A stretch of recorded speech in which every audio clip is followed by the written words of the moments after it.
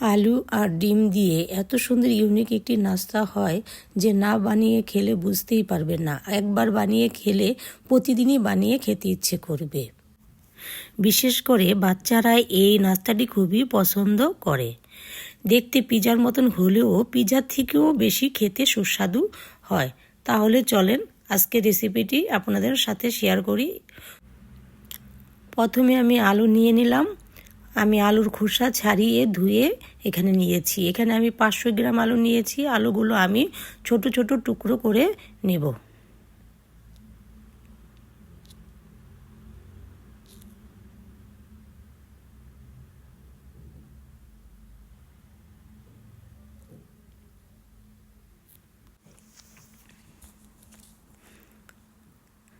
আলুগুলো কাটা হয়ে গেলে আমি পানি দিয়ে ধুয়ে পানি ঝরিয়ে নিব।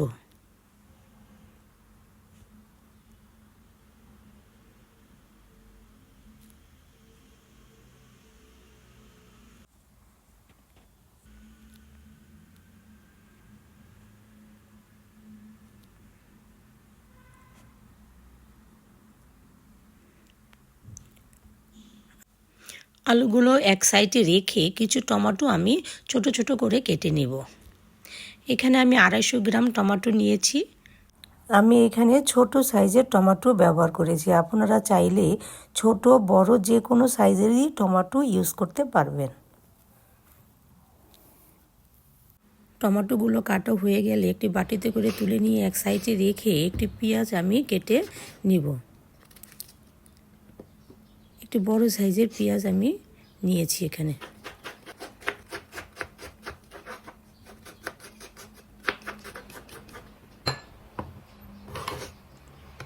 পেঁয়াজ কাটা হয়ে গেলে আমি মরিচ কেটে নেব।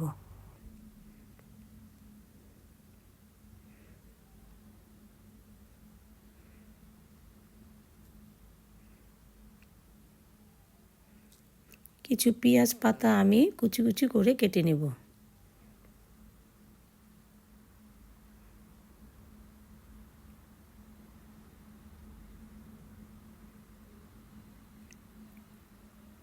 সব কিছু কাটা হয়ে গেলে এখানে আমি একটি বলে ডিম ভেঙে নেব। এখানে আমি 7টি ডিম নিয়েছি।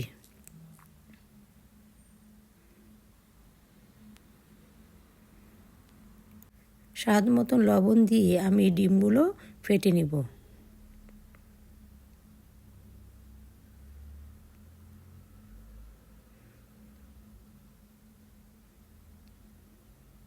ডিমগুলো ফেটে নেওয়া হয়ে গেলে এখানে আমি কেটে রাখা টমেটো, কাঁচামরিচ, কালো গোলমরিচের গুঁড়া, এখানে আমি হাফ চা চামচ গোলমরিচের গুঁড়া নিয়েছি।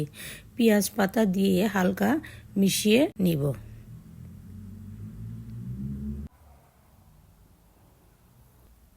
ওয়ান ফোর কাপ দুধ, চিজ 100 গ্রামের মতন আমি এখানে দিয়ে ভালোভাবে মিশিয়ে নিব।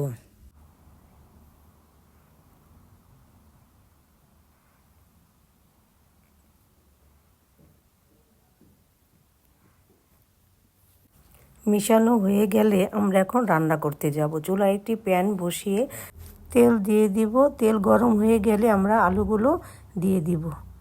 এখানে আমি অলিভ অয়েল তেল 4 টেবিল চামচ ইউজ করেছি। আপনারা যে কোনো কুকিং অয়েল ইউজ করতে পারবেন। লবণ দিয়ে হালকা ব্রাউন কালার করে আলুগুলো ভেজে নেব।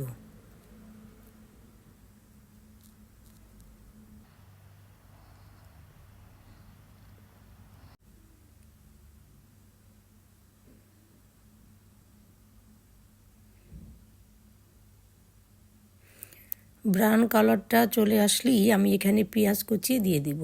পেঁয়াজটাও আমি আলুর সাথে হালকা ভেজে নেব।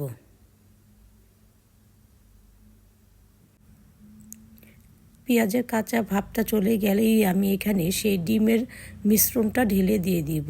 মিশ্রণটি ঢেলে দেওয়ার পর আমি ঢাকনা দিয়ে 15 মিনিট রান্না করব।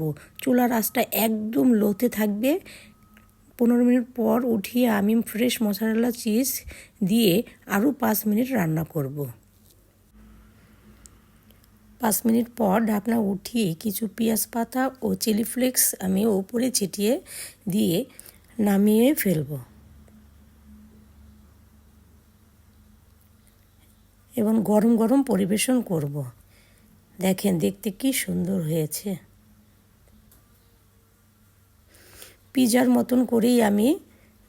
পিৎজার মতন কেটে আমি সবাইকে পরিবেশন করব। আর আপনারাও আমার এই রেসিপি ফলো করে বানিয়ে খেয়ে কমেন্ট বক্সে জানাবেন কেমন হয়েছে। সবাই ভালো থাকেন। আল্লাহ হাফেজ।